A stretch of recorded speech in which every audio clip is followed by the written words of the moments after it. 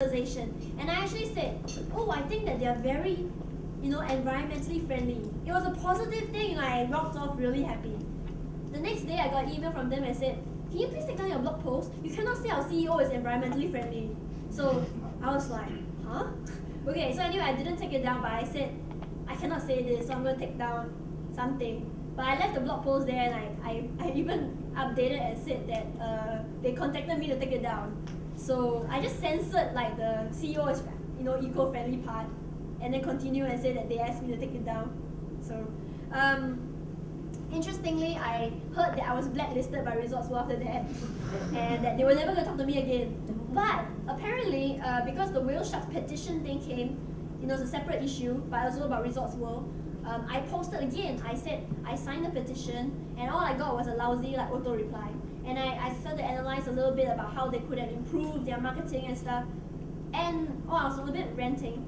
But the next a little bit later, they called me again and they said, oh, we're having a little chat with all the people who are interested in this whale shark issue.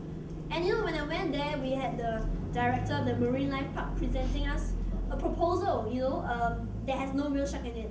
And next thing I know, I got email that said, oh, there's no whale shark.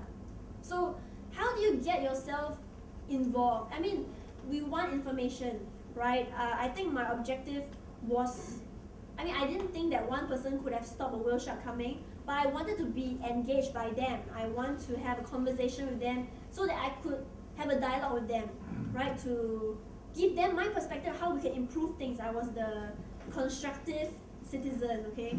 We'll talk about how you can be an unconstructive citizen and still be very successful. But the most important thing is you have to be sustainable, right? So I'm actually supposed to be writing my thesis today and for the next 2 months, and I haven't updated my blog for the longest time, right?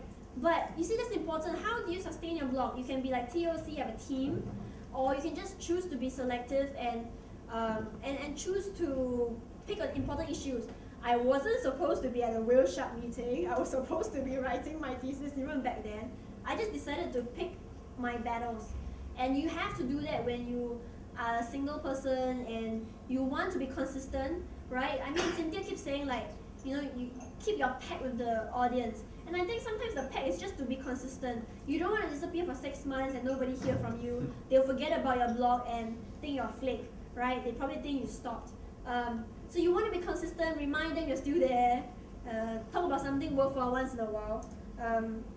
So that comes with reputation. So how do you build reputation?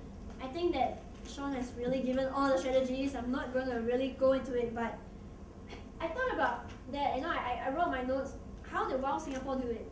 Okay, it's really about going out there in person, making friends, talking to people, and that's how you start. And then, when you're online, you help other people, they'll help you, scratch each other's back, that kind of stuff, right? That's very important, reputation. Oh, before that, reputation is important if you have credibility.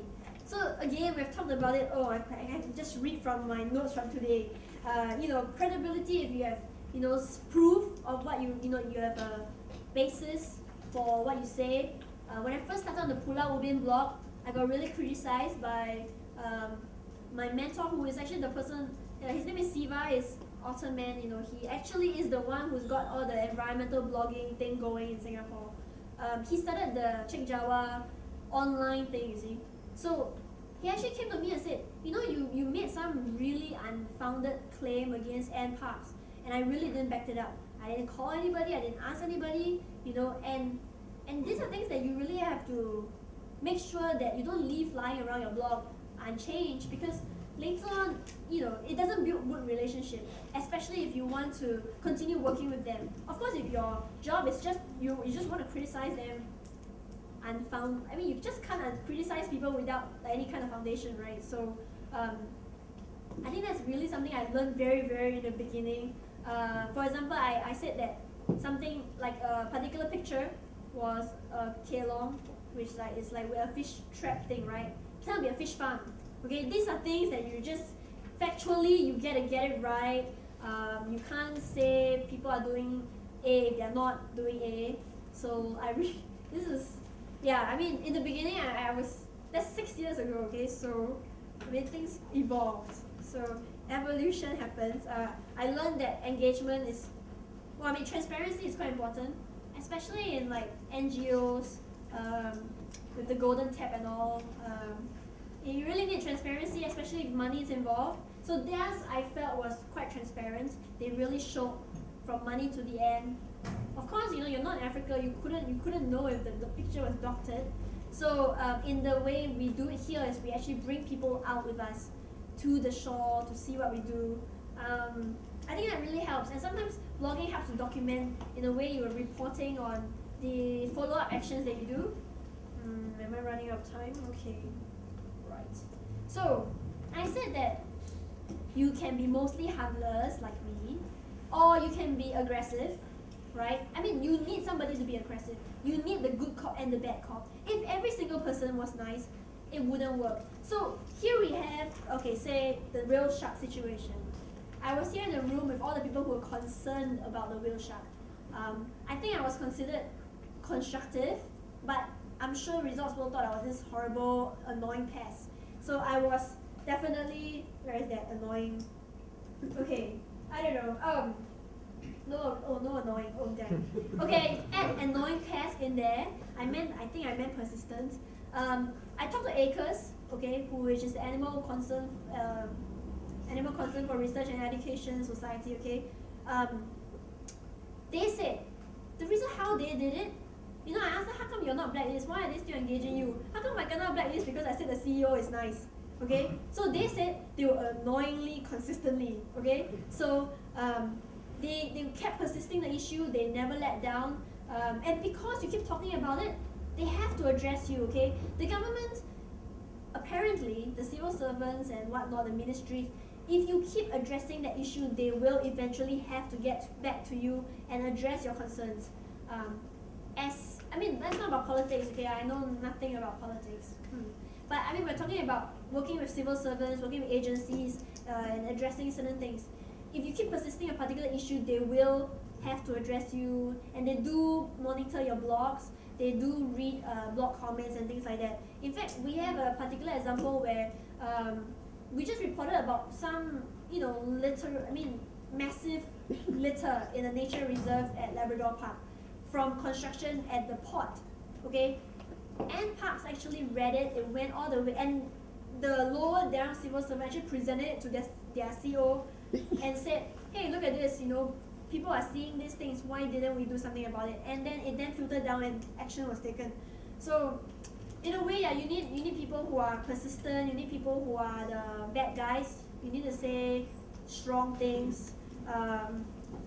So all of these, actually you do need it, and what's in it for them, If at the end of the day, I was telling Baron just now from Carol Fair that at the end of the day, the government wants, ideally, to go away looking good, right? So if you can provide information for them that will make them look good, why not? They will actually take it in very happily. It's how you engage them, and I feel that from our perspective, at least from the environmental circles, we're actually quite happy to work with them, but you always need somebody on the outside to be the voice of dissent and to be the one who doesn't want to work government, because then they will be the independent party who will then provide an objective view. They will actually be the objective one, being the subjective one, if that makes sense.